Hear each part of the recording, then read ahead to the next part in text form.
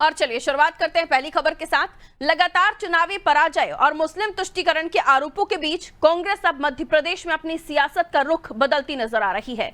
भाजपा की धार्मिक राजनीति से सबक लेते हुए कांग्रेस अब सनातनी मुद्दों को लेकर मैदान में उतरने की तैयारी कर रही है। पार्टी साधु संत और सन्यासियों की पुरानी मांगों को लेकर एक बड़ा धरना प्रदर्शन कर सकती है।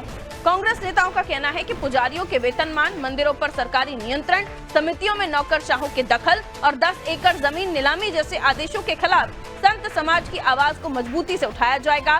पूर्व मंत्री पीसी शर्मा ने साफ कहा है कि साधु संतों से संपर्क शुरू हो चुका है और ये आंदोलन सिर्फ प्रदर्शन नहीं बल्कि कांग्रेस की नई राजनीतिक दिशा की शुरुआत है।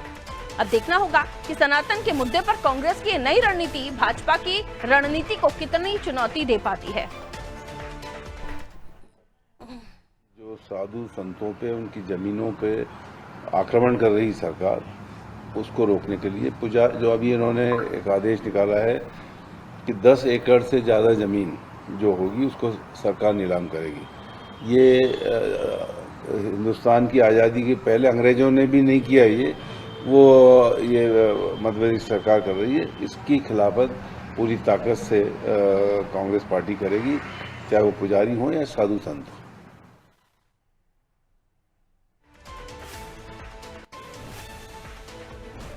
तो न्यू पॉलिटिकल स्ट्रैटेजी कहें या कांग्रेस का बदलता हुआ रुख, अब धार्मिक मुद्दों पर कांग्रेस की राजनीति और प्रदर्शन जैसी चीजों को आप होते हुए देखेंगे, वो भी साधु संतों के मसले पर। पार्टी साधु संत और सन्यासियों की पुरानी मांगों को लेकर एक बड़ा प्रदर्शन कर सकती है। कांग्रेस नेताओं का कहना है कि पुजारियों के वेतनमान, मंदिरों पर सरकारी नियंत्रण, समितियों में नौकरशाही की दखल, 10 एकड़ जमीन नीलामी जैसे आदेश होंगे जिनके खिलाफ संत समाज की आवाज को मजबूती से कांग्रेस उठाने वाली है। ब्रजेश चौकसी जी हमारे ब्यूरो हेड हैं, इस खबर पर हम उनसे और भी ज्यादा जानकारी ले। बदले जो कांग्रेसी नजर आ रहे हैं ब्रजेश जी, इसके पीछे उनकी मंशा क्या समझ रहे हैं? क्या वाकई कांग्रेस में ये परिवर्तन है या फिर देखकर सीख रहे हैं या देखकर चुनावी लाभ के लिए आने वाले समय में अपनी जमीन को धार्मिक बनाने की कोशिश कर रहे हैं? देखिए पारुल जी, कोई नई बात नहीं है कि कांग्रेस अपना रुख पहले भी बदलती रही है। आप देखिए कि जब वो चुनाव आते हैं, हनुमान चालीसा का पाठ कराते हैं, बाकायदा प्रदेश कांग्रेस कमेटी के दफ्तर से जिला अध्यक्षों को चिट्ठी जाती है कि वो अपने जिला कार्यालयों में हनुमान चालीसा का पाठ कराएं। हमने देखा है कमलनाथ ने पंडित धीरेन्द्र कृष्ण शास्त्री की कथा कराई जब छिंदवाड़ा में चुनाव थे, चुनाव से पहले, ताकि लोग प्रभावित हों और धर्म के नाम पर वोट दें। वही धीरेन्द्र शास्त्री के खिलाफ कांग्रेस के तमाम नेता विरोध करते रहे हैं, उन्हें बीजेपी का एजेंट बताते रहे हैं। लेकिन जिनको लगता है कि उनके आने से, उनके क्षेत्र में आने से, उनकी कथा से उनको फायदा हो जाएगा, वोट बढ़ जाएंगे, वो उनकी कथा कराते हैं। तो कांग्रेस का ये ढुलमुल रवैया रहा ही है। और राहुल गांधी पर भी आरोप लगते रहे हैं कि वो कोर्ट के ऊपर जनेऊ पहनते हैं, जब उनको चुनाव आते हैं तो वो हिंदुत्व की तरफ चले जाते हैं। सॉफ्ट हिंदुत्व की बात हम करते भी हैं और वो देखते हैं कि किस तरह सॉफ्ट हिंदुत्व की बात की जाती है। चाहे जो हम छत्तीसगढ़ में जब बघेल सरकार थी, आप देखिए उनने गोबर तक खरीदा, राम पथगमन की बात की, उन्होंने पथ बनाया।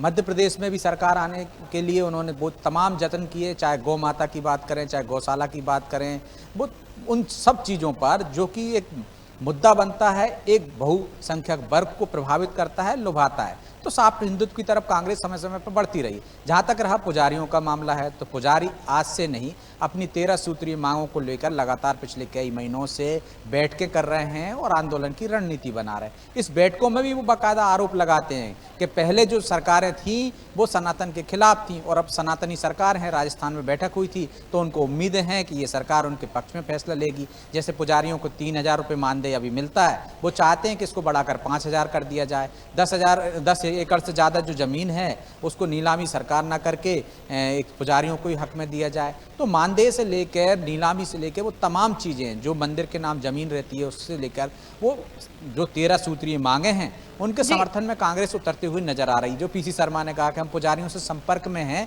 और जरूरत पड़ी तो उनके लिए आंदोलन करेंगे, उनकी मांगों का समर्थन करेंगे। इसी मुद्दे को लेकर हमने देखा है कि पिछले दिनों पूर्व मुख्यमंत्री दिग्विजय सिंह ने बाकायदा बैठक ली थी कि गुना में पुजारियों ने आंदोलन किया था। हाल ही में भिंड में पुजारी एक मंदिर में तोड़फोड़ के विरोध में आंदोलन कर रहे हैं। तो कहीं ना कहीं पुजारियों के माध्यम से वो एक बहुसंख्यक वर्ग को जो भक्तिभाव रखता है, सनातन में आस्था रखता है, उसको प्रभावित और प्रलोभित करने की कोशिश कर रही है, क्योंकि ऐसा माना जा रहा है कि हिंदुत्व के एक छाते के नीचे आ गए हैं, जिसकी वजह से कांग्रेस के हालात हो गए हैं और बीजेपी फायदे में है, तो उनको वोट बैंक दिख रहा है, तो वो जतन कर रहे हैं। हर राजनीतिक दल अपने वोट बैंक को प्रभावित करने के लिए, बढ़ाने के लिए इस तरह की कोशिश करता है और ऐसी कोशिशें कांग्रेस पहले भी करती रही। अब वो कितनी कोशिशें करती है और कितना रंग लाती है उनकी कोशिशें, ये तो आने वाला समय बताएगा।